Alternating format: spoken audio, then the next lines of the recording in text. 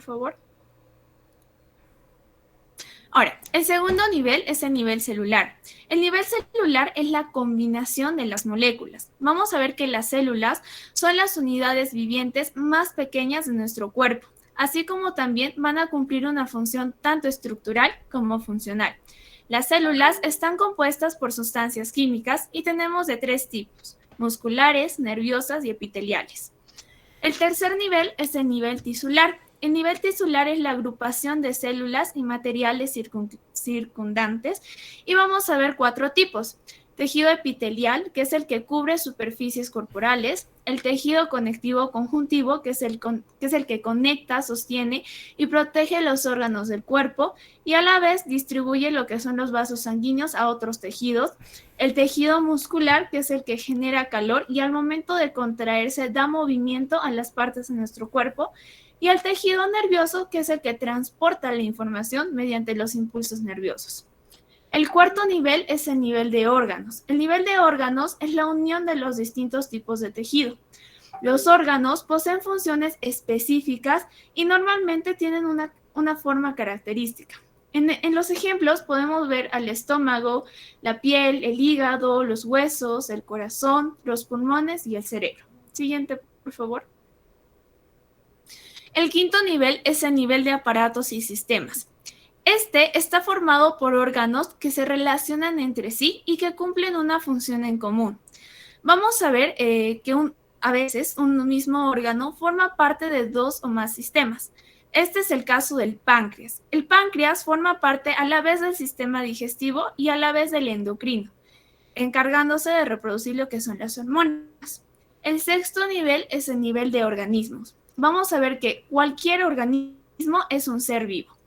Es decir, que todas las partes de nuestro cuerpo que funcionan en conjunto van a constituir un organismo. Siguiente, por favor. Bueno, en esta imagen son los 6 niveles que les he explicado anteriormente de una manera más resumida.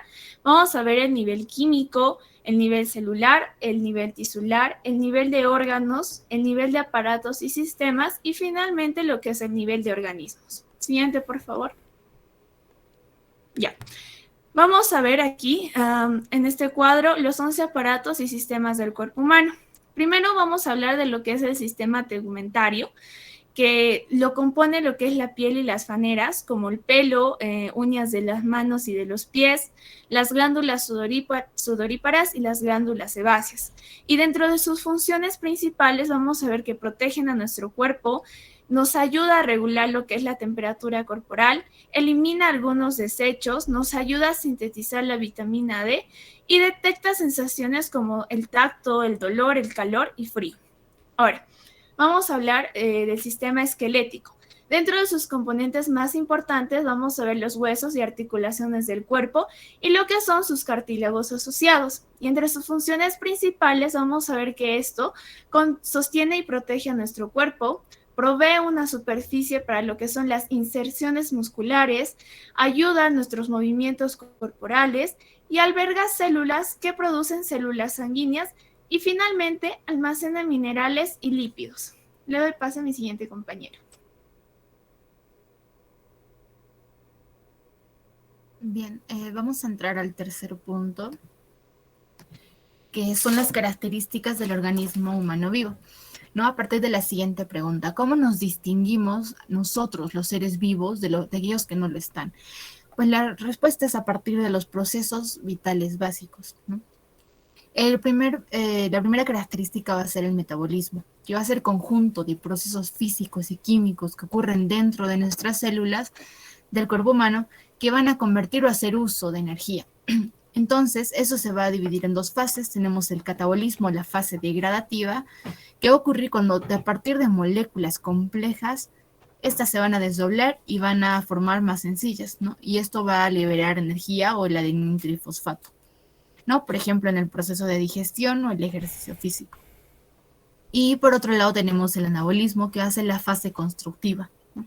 Que al contrario de moléculas sencillas, vamos a formar moléculas mucho más complejas y para este proceso vamos a utilizar energía, ¿no? Como ejemplo tenemos la síntesis de proteínas o la síntesis de carbohidratos. Bien, aquí vamos a presentar ejemplos, ¿no? Del proceso digestivo, ¿no? Que se llama catabolismo de proteínas, de carbohidratos o de grasas, ¿no?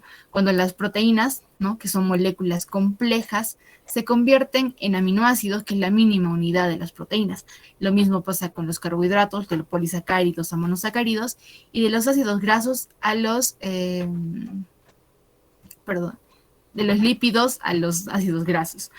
Y esto, en el anabolismo, van a ser aprovechadas todas estas proteínas, carbohidratos, grasas en su mínima unidad por las células especializadas, por ejemplo, las células óseas, que van a utilizarlas para que se fomente el crecimiento, ¿no? Entonces, un ejemplo de anabolismo podría ser el cómo, a partir de estas mínimas unidades, vamos convirtiendo en células mucho más complejas, en moléculas mucho más complejas. La siguiente característica es la respuesta, que basa en la capacidad de nuestro organismo de detectar estímulos extraños que resulten ser, entre comillas, peligrosos, ¿no? Ya sean internos o externos, y responder en base a impulsos nerviosos.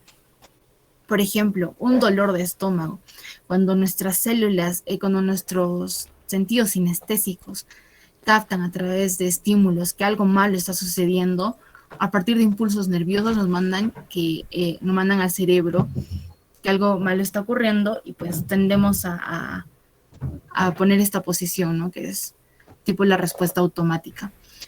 Por ejemplo, también cuando hay un ruido estridente, normalmente movemos nuestra cabeza de manera automática para buscar de dónde proviene ese sonido. O también puede ser la tensión muscular. La tercera característica es el movimiento, que va a ser el proceso por el cual células pequeñas, o en sí nuestros órganos, nuestros músculos, van a presentar un movimiento para cumplir una función determinada, ¿no? Por ejemplo, los músculos al momento de caminar, de bailar, van a presentar un movimiento coordinado. Otro ejemplo es la palpitación del corazón o el movimiento de los glóbulos blancos a la hora de la cicatrización de una herida. Tenemos la otra característica, que es el crecimiento, que va a ser el aumento de tamaño, de número de células, que va a desembocar en sí en un crecimiento a nivel general y a nivel corporal, ¿no? Por ejemplo, el crecimiento de los huesos. Para que ocurra esto, debe haber aumento y acumulación de minerales en las células óseas para que así permitan el crecimiento de los huesos a nivel ya sea largo o ancho. Tenemos la diferenciación, que va a ocurrir cuando las células precursoras, células sencillas, a partir de la división celular, van a volverse en unas más especializadas, denominadas células madres. Un claro ejemplo de este proceso va a ser el cómo un solo óvulo fecundado puede convertirse más adelante en un feto, luego en un bebé, en un niño, y finalmente en un hombre sumamente complejo, con órganos que van a ser producto de células especializadas, ¿no? De células especializadas de los órganos del corazón, de la musculatura, las células óseas, entre otras. Y por último tenemos la reproducción, referido a un nivel celular o a un nivel de organismo, ¿no? Cuando hablamos de nivel celular, hablamos de la formación de nuevas células a partir, por ejemplo, de la división celular, de la mitosis. El ejemplo que yo explicaba antes de los glóbulos rojos, cómo se van dividiendo de manera rápida para que se pueda cicatrizar una herida. Y el nivel de organismo en sí se refiere a la formación de un nuevo ser, ¿no? Cuando un espermatozoide fecunda un óvulo, y a partir de este, pues se va formando un ser humano. Cuando existe alguna falla en alguna de estas características, ya sea reproducción, movimiento, crecimiento, entre otros, se va a dar la muerte celular, que va a desembocar en una muerte de tejidos y poco a poco en la muerte del organismo.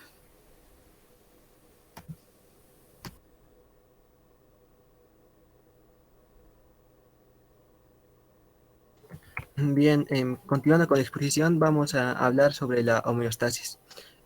Homeostasis etimológicamente significa homeo, igual, y estasis, estado. El concepto de homeostasis es el siguiente.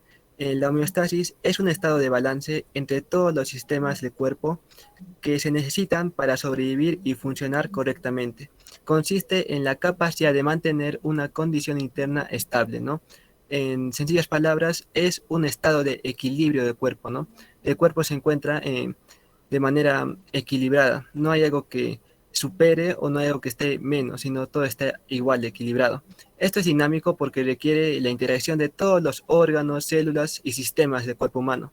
Algunos ejemplos que tenemos son la regulación de la temperatura, los niveles de glucemia en la sangre y los niveles de oxígeno en la sangre. Siguiente.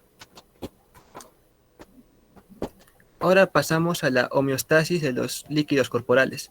Estas son soluciones acuosas que se encuentran dentro o alrededor de las células. Tenemos dos tipos de líquidos celulares. El primero es el líquido intracelular o llamado LIG, y el segundo es el líquido extracelular o también llamado LEG. El líquido intracelular se encuentra dentro de las células, mientras que el LEG va a variar su nombre dependiendo de dónde se encuentre, ¿no? Su denominación.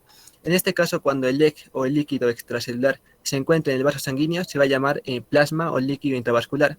Cuando se encuentre en el vaso linfático, se va a llamar linfa, y cuando se encuentre en el encéfalo, se va a llamar líquido encefalorraquídeo. También tenemos otro LEG, el cual es el líquido intersticial, que se encuentra en el espacio intercelular, en el espacio que hay entre cada célula, ¿no? Este líquido intersticial es muy importante para el desarrollo de cada célula. También se le denomina medio interno a este líquido. Siguiente. Bien, ahora pasamos al control de la homeostasis. En sí, en la homeostasis intervienen dos sistemas de regulación y estos envían señales, ¿no?, al centro de control. El primero es el sistema nervioso, que envía impulsos nerviosos al centro de control para que éste actúe, ¿no?, ante una amenaza. Y el segundo es el sistema endocrino, que en lugar de enviar impulsos nerviosos, lo que hace es secretar hormonas. Bien, ahora pasamos a los sistemas de retroalimentación. En aquí podemos explicar que se encargan de que es un ciclo de fenómenos que se encarga de ciertos, de que todo esté equilibrado, ¿no? Estos se encargan de supervisar, evaluar, modificar, volver a supervisar y volver a evaluar, y así todo un ciclo para que se encarguen de que todo esté bien. Siguiente. Aquí tenemos tres componentes. Siguiente. Los componentes son los siguientes. Primero, el receptor. El receptor, como se ve en la imagen, es el triangulito rojo. Es el que se encarga de detectar cambios en la condición controlada, o también llamado normalidad. Cuando detecta un cambio o una anormalidad, lo que hace es enviar la información al centro de control, y esta señal de entrada se llama aferencia, ¿no?, este envío de información. El centro de control ya también se encarga de recibir esta señal del receptor, y lo que hace es evaluar la información. Evalúa la información y genera y envía señales de salida, o sea, referencias al efector, que se puede ver que está en la imagen como un cuadrado verde. El efector es quien recibe las señales del centro de control, y lo que hace es provocar una respuesta o un efecto que modifica la condición controlada, o sea, la estabiliza, la regresa a la normalidad. Siguiente. Tenemos dos sistemas de retroalimentación. El primero es el sistema de retroalimentación negativa y el segundo es el positivo. El negativo se encarga, nos dice, ¿no?, que cuando un estímulo externo o interno aumenta la condición controlada, lo que hace este sistema es revertirla o disminuirla, ¿no? Tenemos un claro ejemplo en aquí, se puede observar en la gráfica que hay un estímulo, ¿no?, que lo que hace es aumentar la condición controlada. Al ser aumentada esta, es detectada por los receptores. Los receptores lo que hacen es enviar una aferencia al centro de control. El centro de control, como lo hemos visto antes, lo que hace es evaluar la situación y envía señales, o sea, una eferencia al efector, y el efector genera una respuesta, ¿no? Y lo que hace la respuesta es que la alteración se disminuya o se revierta, ¿no? Y esto se le llama retroalimentación negativa. Tenemos el caso, por ejemplo, de la presión arterial. Cuando a una persona se le sube la presión arterial por algún estímulo externo, lo que pasa es que los vasos sanguíneos se dan cuenta, ¿no?, de que se sube la presión arterial. Entonces manda señales al cerebro, ¿no? Y el cerebro, al darse cuenta que se subió la presión, lo que hace es mandar señales al receptor, que son los corazones, y el corazón lo que hace es ¿cómo decirlo?, es disminuir esta presión, ¿no?, o revertir la presión para que regrese a la normalidad en forma de respuesta. Bien, siguiente diapositiva. Ahora pasamos al sistema de retroalimentación positiva. Aquí lo que pasa es lo contrario. El estímulo lo que hace no es aumentar, sino disminuir. Y esto provoca que la respuesta del efector sea una intensificación o refuerzo, ya no una disminución. Tenemos el caso de un embarazo, ¿no? Cuando hay un embarazo y el bebé está por nacer, lo que sucede es que las contracciones de la pared uterina empujan la cabeza del bebé hacia el cuello uterino. Y este cuello uterino se aumenta su distensión. Entonces las paredes del cuello uterino lo que hacen es enviar una señal al cerebro, ¿no? Que es, bueno, al cerebro.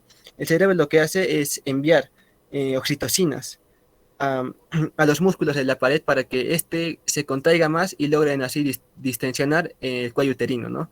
De esta manera el bebé puede nacer con normalidad porque se aumenta la condición controlada. Y esto solo para cuando el bebé nace. Eso es una característica de este sistema, es que cuando se llega al objetivo ya para. No es como el otro que lo que busca, no es como la negativa, que lo que busca es regular. Este sino lo que busca es terminar. Bien, ahora pasamos al siguiente punto, siguiente diapositiva. Un desequilibrio homeostático. Hay dos tipos de desequilibrio, uno moderado y uno grave. El moderado nos habla bueno, cuando ocurre un desequilibrio homeostático moderado, lo que sucede es que puede causar una consecuencia como un trastorno o una enfermedad. El trastorno es una normalidad, mientras que la enfermedad es un problema físico que se manifiesta mediante signos y síntomas. Y aquí hay una diferencia, ¿no?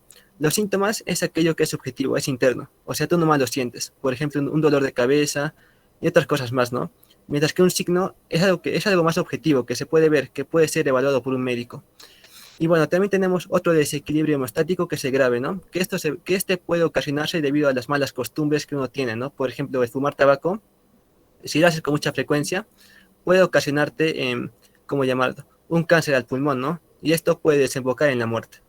Bien, el libro aborda dos conceptos en este punto, el cual es la epidemiología, que se encarga de estudiar el porqué de las enfermedades, ¿no? Cómo nacen y todo sobre las enfermedades, mientras que también plantea otro punto que nos habla sobre la farmacología, que se encarga de estudiar los efectos y usos de los medicamentos. Bien, doy el pase al siguiente expositor. Ok, ahora yo voy a hablarles sobre la terminología anatómica básica. Empezamos sabiendo que los científicos y los profesionales de la salud utilizan un lenguaje común de términos especiales para referirse a las estructuras y funciones del cuerpo. Este les permite comunicarse en forma clara y precisa. Para evitar confusiones, desarrollaron una posición anatómica convencional y usan un vocabulario especial para relacionar las partes del cuerpo entre sí. Siguiente, por favor. Empezaremos con las posiciones corporales, por ejemplo, la posición anatómica, que es la que ven en la imagen a la derecha, es en la cual el sujeto se halla de pie, parado verticalmente, de frente al observador, con la cabeza y los ojos mirando hacia el frente. Los pies están apoyados en el piso y dirigidos hacia adelante, y los miembros superiores a los costados del cuerpo, con las palmas hacia el frente. A las posiciones en las que el cuerpo está acostado se les llama de manera diferente. Si el cuerpo se halla boca abajo, se hallan en una posición de cúbito prono o ventral, y si el cuerpo está boca arriba, están en decúbito supino o dorsal. Por favor. Continuamos con los nombres de las regiones. Como todos hemos aprendido, las regiones principales se pueden identificar externamente, como son la cabeza, el cuello, el tronco, los miembros superiores y los miembros inferiores, como podemos ver en la imagen resaltada. Siguiente. Continuamos con los términos direccionales. Estos se utilizan para localizar las distintas estructuras del cuerpo. Estos describen la posición de una parte del cuerpo en una relación a otra. Por ejemplo, podemos ver en la tabla los principales términos direccionales. Por ejemplo, el término superior, que significa que está en una posición más elevada a la estructura. Inferior, que está en una parte más baja. Anterior, que se encuentra cerca a la parte frontal del cuerpo. Posterior, que se encuentra en la parte trasera del cuerpo. Tenemos proximal, que es cercano a la unión del miembro del tronco o cercano al origen de la estructura, y distal, alejado de la unión del miembro del tronco o alejado del origen de estructura. Siguiente, por favor. Con estas imágenes podemos ver un poco mejor lo explicado anteriormente. Por ejemplo, el radio es proximal al húmero, mientras que las falanges son distales a los huesos del carpio, por ejemplo. O el diafragma está en una posición inferior a los pulmones y al corazón, mientras que el intestino delgado es superior a la vejiga. Siguiente, por favor. Continuamos con los planos y cortes, que se refieren a las partes del cuerpo en relación con planos o superficies planas imaginarias que atraviesan las partes del cuerpo. Es importante conocer estos para poder entender la relación anatómica de una parte con otra. Los más importantes, por ejemplo, son la línea medial, que divide el cuerpo en lados izquierdo y derechos exactamente iguales. El plano sagital, que divide al cuerpo u órgano en lados izquierdo y derecho. Si se divide exactamente en la mitad, tenemos el plano medio sagital o el plano mediano. Y si el plano sagital divide el cuerpo u órgano en lados desiguales, se le denomina plano parasagital. Tenemos el plano frontal o coronal, que también divide el cuerpo u órgano en partes anterior, frontal y posterior dorsal. También tenemos el plano transversal, que divide el cuerpo u órgano en una parte superior y otra inferior. Y por último, el plano oblicuo, que atraviesa el cuerpo del órgano en un ángulo oblicuo, diferente a un ángulo de 90 grados. Siguiente, por favor. Continuamos con las cavidades corporales. Las cavidades corporales son espacios dentro del cuerpo que protegen, separan y sostienen los órganos internos. En la imagen podemos observar, por ejemplo, la cavidad craneal, que es la que contiene el encéfalo, y el conducto vertebral, que es quien contiene la médula espinal y el comienzo de los nervios espinales. Vemos de un color azul la cavidad torácica, que contiene las cavidades pleurales, pericardíacas y el mediastino, y de verde la cavidad abdominopélvica, que contiene la cavidades abdominal y pélvica. Siguiente, por favor. Acá podemos ver la cavidad torácica en un corte transversal, donde podemos observar mejor los órganos que contiene, que son los pulmones y el corazón. Siguiente, por favor. Vemos la cavidad abdominopélvica, en especial la cavidad abdominal, que contiene las vísceras, y la cavidad pélvica, que suele contener la vejiga, una parte del intestino grueso y los órganos reproductores. Siguiente, por favor. Continuamos con las cavidades de las membranas torácicas, con las membranas de las cavidades torácica y abdominal.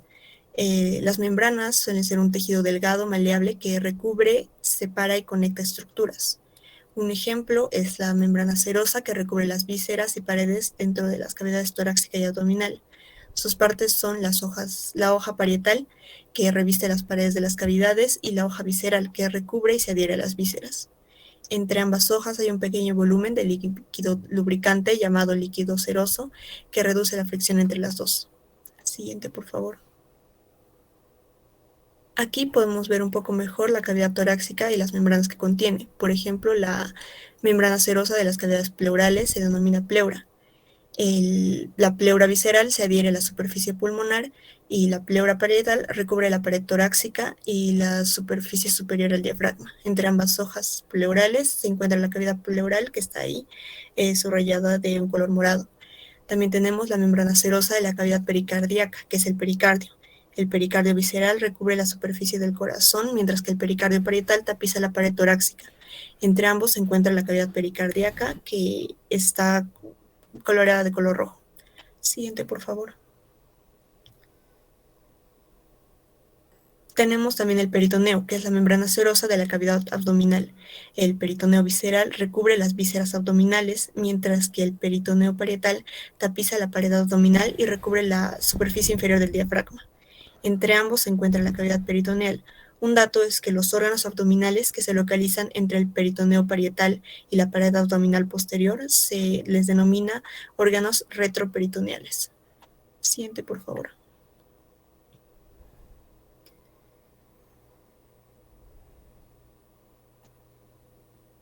Continuamos con las regiones y cuadrantes abdominopélvicos. Estas se usan para describir con mayor facilidad en qué lugar está localizado uno de los numerosos órganos abdominales o pélvicos. Se utiliza dividiendo la cavidad abdominopélvica en zonas más pequeñas. Por ejemplo, el primer método, que consiste en trazar dos líneas horizontales y verticales que dividan la cavidad en 9 regiones abdominopélvicas. Como podemos ver, la línea subcostal debe estar debajo de la parrilla costal, la línea transtubercular debe estar en la parte superior de los huesos de la cadera, y las líneas medioclaviculares deben pasar a través del punto medio de cada clavícula.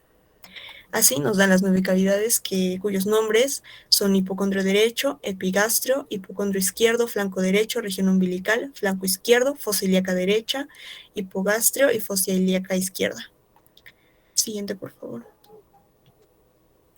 También tenemos un segundo método, que consiste en dividir en cuadrantes, trazando una línea medio sagital, que es la línea mediana, y una línea transversal, la línea transumbilicular a través del ombligo. Los nombres de estos cuadrantes son cuadrante superior derecho, cuadrante superior izquierdo, cuadrante inferior derecho y cuadrante inferior izquierdo. Eso sería todo por parte de mi grupo. Muchas gracias.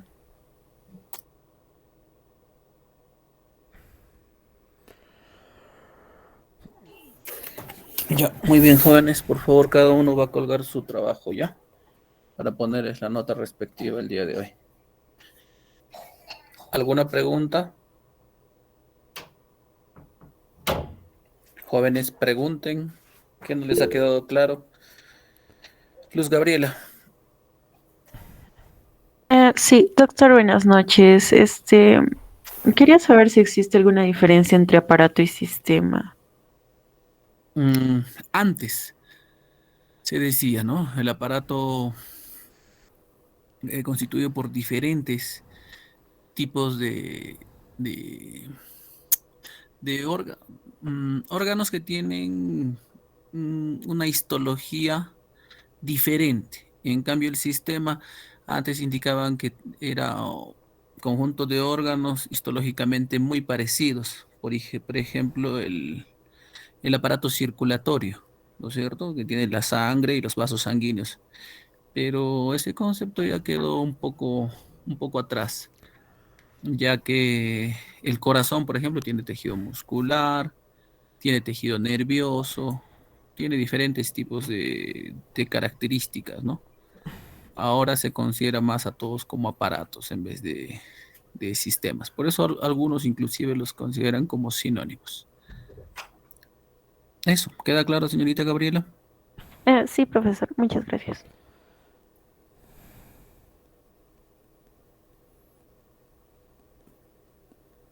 Nancy.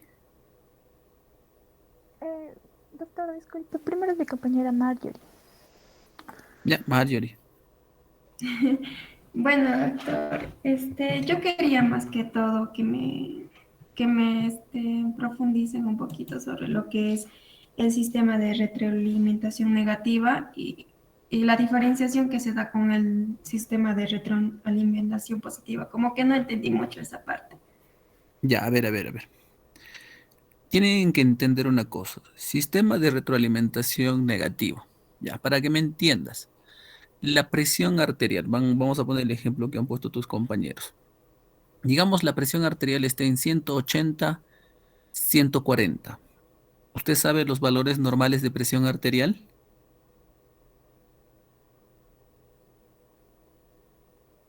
Marjorie. No, profesor. Ya. Entonces, los valores normales, vamos a ponerlo así, 120, 80, en cualquier persona, adulta, por favor.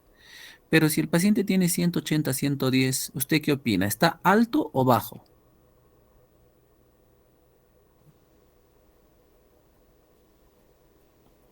Señorita Marjorie, estamos con usted. ¿Alto? Lógico, ¿no? No creo que se ponga bajo, ¿no? Entonces, ¿qué hace el cuerpo? Busca controlar esa presión. Sí. Entonces, la presión, bueno, por los diferentes mecanismos que hay, más producción de orina, a nivel renal, eliminación de sodio, yo que sé, tantos mecanismos que hay, el principal es sistema renina-angiotensina-aldosterona, esta presión va a disminuir. ¿Ya? Entonces, eso es sistema de retroalimentación negativa.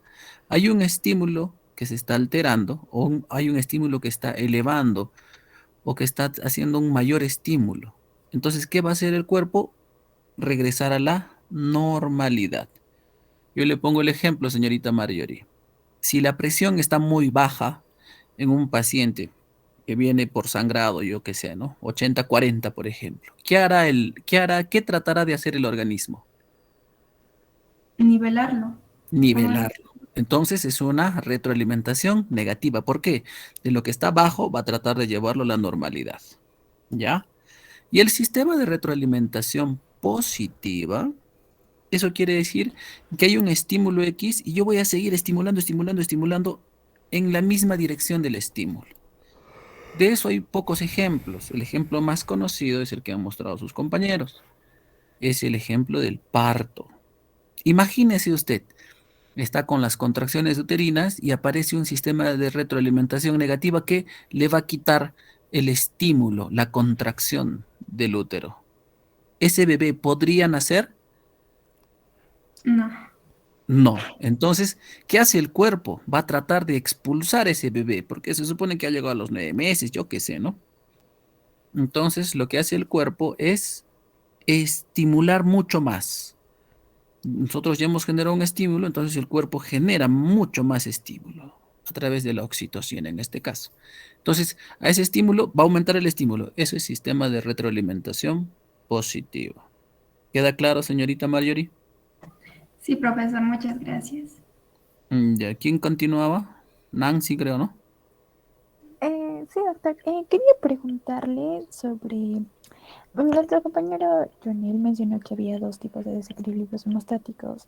No sé si me podría explicar un poco más sobre el grave. Mencionó uno grave, donde el libro tocaba dos términos, dos conceptos, que eran el endocrinológico y el farmacológico. No sé si me podría explicar mejor sobre ¿Endocrinológico y esto. farmacológico?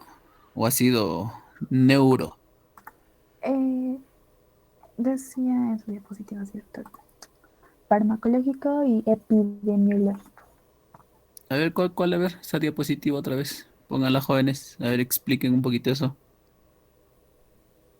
Doctor, esa es mi parte, disculpe. En esa parte, en realidad, el libro lo que hace es aumentar dos conceptos. No es un subtema de grave, sino toca dos conceptos que son qué es epidemiología y qué es farmacología.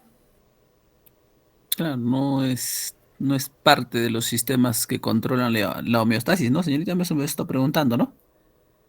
Sí, mencionó algo así, algo que no me quedó claro porque lo que dice mi resumen del libro solo era como conceptos que lo tocaba. No, no, no. Está hablando de retroalimentación. ¿Qué órganos, quiénes controlan la retroalimentación? A eso se refiere. Mm, Sobre los desequilibrios homeostáticos, doctor. Por eso, ¿quién controla la homeostasis? Ujú. Que quede claro, solamente la homeostasis está controlada por el sistema endocrino y por el sistema nervioso, ¿ya? Los otros dos conceptos que mencionó su compañero son solamente conceptos para ampliar un poco. Pero recuérdese usted, la pregunta es bien clara y concreta. Los dos sistemas encargados de la homeostasis son el sistema nervioso y el sistema endocrino. ¿Ya? ¿Queda claro? Sí, doctor, gracias. ¿Algo más?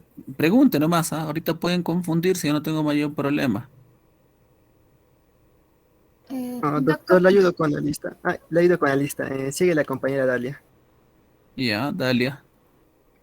doctor, buenas noches. Buenas Bueno, noches. en la exposición de mis compañeros, bueno, hablaron sobre el peritoneo. Mencionaron que es una membrana serosa de la cavidad abdominal. Quería preguntar, ¿qué pasa cuando esta membrana o este líquido tejido, se desgasta? ¿Produce alguna enfermedad? Bueno, Quería saber. hasta ahora nunca he visto un desgaste del peritoneo. Recuérdese usted que son membranas que recubren, ¿ya? Y tiene que recordarse que hay un peritoneo parietal que se pega a la pared del abdomen y un peritoneo visceral que se va a pegar a la víscera. ¿Qué es víscera? Ya sea el hígado, el intestino grueso, el intestino delgado, a los diferentes órganos, ¿ya? Hasta ahorita, en mi experiencia como médico, nunca he visto una patología de este tipo de epitelios, pero sí, por ejemplo, en peritoneo específicamente hablando, ¿no? Pero sí he visto cáncer de pleura, que sería su análogo de las membranas que van a recubrir, en este caso, a la cavidad torácica, en este caso a los pulmones, la pleura visceral y la pleura parietal. En el peritoneo específicamente, que es abdominal, no he visto hasta ahora una patología franca. En las membranas pulmonares sí las hemos visto y hay muchos cánceres, incluso hay clasificación de cáncer de pleura. ¿Ya? ¿Queda claro, señorita Dalia? Sí, profesor. Entonces, en el caso de la peritonitis, No, no, no, no, eh, no, no, no, no, no. Peritonitis es una infección. itis, inflamación del peritoneo. Generalmente se produce porque ha habido una ruptura de la víscera hueca. En este caso puede ser una ruptura del apéndice, ¿no es cierto? Por eso es apendicitis con peritonitis, que ya no es solamente el apéndice inflamado, sino que se ha roto el apéndice y ha producido pus en esa zona, peritonitis. Hay otros tipos de peritonitis por ruptura del colon, por ejemplo, ¿no? Las diverticulitis producen inflamación, son divertículos, son bolsas en el intestino grueso, y estos se revientan a veces y también pueden producir peritonitis. Otras causas de peritonitis, irritación del peritoneo, puede ser por ruptura de la vesícula biliar, que va a producir una peritonitis química, ¿ya? Entonces, hay mecanismos de producción de la peritonitis. No es que el peritoneo solito se inflame, ¿ya? Es algo que está produciendo que el peritoneo se inflame. Puede ser químico, puede ser bacteriano, inclusive puede ser las patologías tumorales, un cáncer de colon, por ejemplo, puede hacer o puede simular las peritonitis. ¿Queda claro? Sí, profesor, gracias. Ok. Sharon. Gracias, doctor. Bueno, mi consulta era más a los planos anatómicos de orientación y he revisado los otros libros que nos pasó también. Y mi consulta o mi confusión es, ¿el plano sagital con el plano medio son lo mismo o son diferentes? Porque, por ejemplo, en el libro de Moore nos coloca que el plano medio es aparte del medio sagital y más bien el sagital con el parasagital deberían de considerarse el mismo. Pero ya también en el de Porrero, creo que es, nos ponen que sagital y medio es lo mismo y para sagital es diferente, es lo paralelo. Entonces, quería considerarlo, o quería preguntarle mejor si sagital y medio es lo mismo o lo consideramos como diferente. ¿En qué divide el plano sagital? Es un plano vertical que divide en izquierdo y derecho. Ya, Pero perfecto. cuando pasa Ya. por la línea media, pues es medio. Ya, nosotros en la práctica clínica es bien sencillo. El sagital es el que pasa por el medio. Entonces, nosotros muchas veces consideramos el medio sagital sinónimo como del plano sagital. ¿Ya? Así de concreto. Ya no hay vuelta que darle ahí. Eso es en la práctica clínica. ¿Ya? Ahora, el parasagital es uno paralelo al sagital. Así de concreto. ¿Queda claro? Sí, doctor, gracias. Ya, entonces medio sagital y sagital los consideramos iguales. Por lo menos nosotros en la práctica clínica no tenemos mayor inconveniente. ¿Ya? Ahora, el medio sagital se usa exclusivamente para partes anatómicas, ¿no? Ahora, recuérdese que el hígado, si usted lo corta por la mitad, tanto el lado derecho como el lado izquierdo no son iguales, tienen sus diferencias. Ya, en ese caso hay que ser un poco más específicos. ¿Ya? En el caso del pulmón derecho, por ejemplo, yo lo quiero cortar a la mitad en un plano sagital, no voy a encontrar un plano sagital franco, por más que lo mida, en derecho izquierdo, ¿ya? Más o menos el plano medio sagital o sagital hace referencia en dividir a la estructura en dos partes completamente iguales. Ya, tal vez por ahí la confusión de Moore, la confusión de otros autores, pero la cosa es franca, medio sagital es la mitad y o sagital. ¿Queda claro? Sí, doctor, claro, gracias. ¿Alguna consulta más?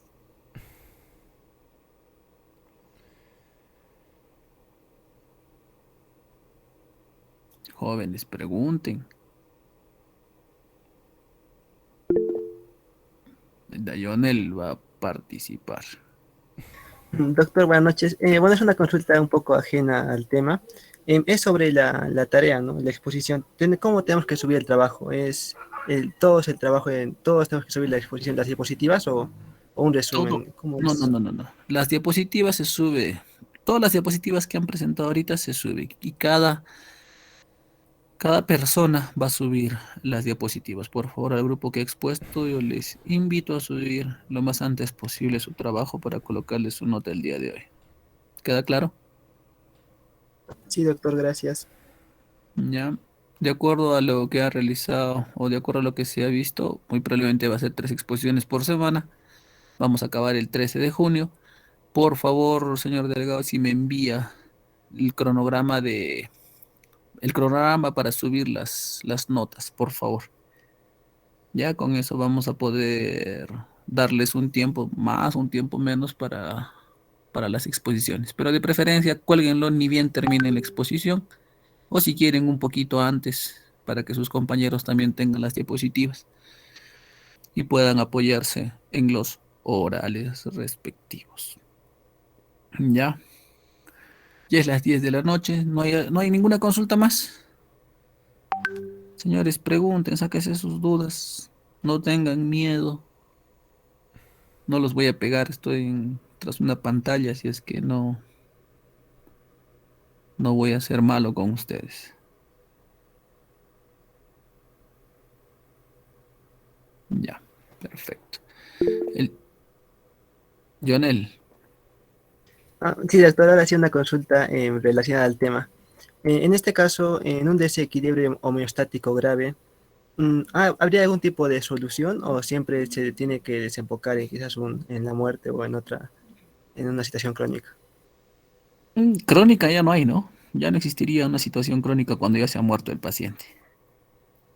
Los desequilibrios homostáticos graves, la idea es que se salven, ¿no? Dentro de la emergencia, dentro del shock trauma o dentro del ambiente que sea adecuado. Generalmente esos pacientes graves llegan pues a la emergencia, shock trauma, y de eso justamente nos encargamos nosotros, ¿no? De tratar de recuperar al paciente.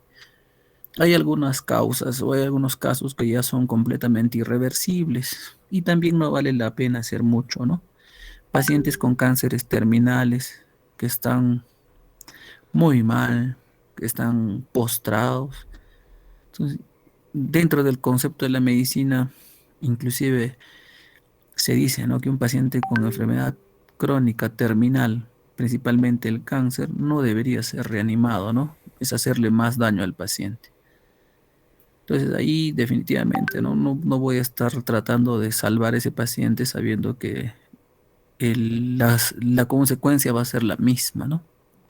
En este caso se hace terapia del dolor, una terapia paliativa y se calma el dolor de estos pacientes. Ustedes nunca han visto, espero que nunca vean tampoco cuál es el sufrimiento de este tipo de pacientes, ¿no? Lloran por morir muchos de los pacientes, suplican para que se le calme el dolor o suplican por morir, cosa que no está establecido todavía en nuestro país, ¿no? Es terrible, es muy, muy lamentable es esa situación. Lorena. Ah, Lee, ¿no? Lorena Lee. Lorena Doctor, Lee. Lorena no, Lee. Lorena Lee. Ya, ya. Dígame. Doctor, ya que tocó el tema del cáncer, mi papá tuvo cáncer y quería preguntarle, no sé, él tuvo cáncer de hígado, entonces a él le operaron y a él, después de un año le dio metástasis. Entonces yo quería consultarle si, o sea, por esa operación es que le dio el metástasis o no se debió hacer operar o cómo hubiera sido, ¿no? De otra forma para que no llegue a una metástasis. No, eso es muy relativo. Demasiado relativo. Es de mucho cuidado. Espérame un ratito, por favor.